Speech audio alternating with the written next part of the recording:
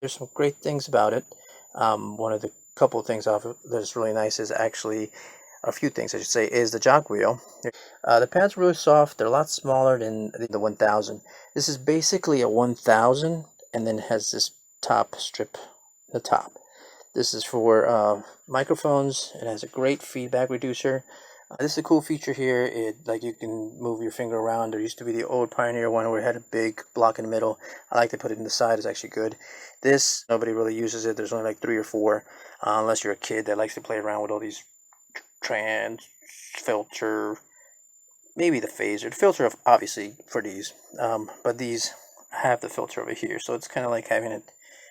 It's just overkill. This was a pain in the butt to set up. I had to get the USB, download the firmware and put it on the USB and then put it in here so that it can work.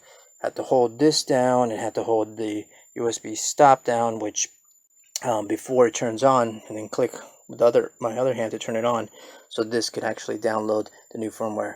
This the part where the needle is.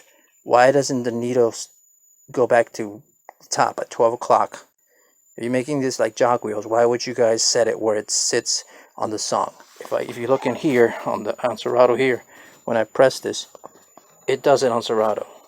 Look, it sets it to the top. So why is this not setting that way? They took this off too. There's no locking piece right here where it's supposed to lock. Doesn't lock. So doesn't click where it locks.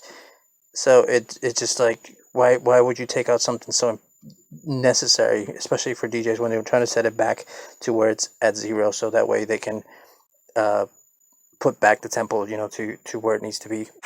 I try to put some effects.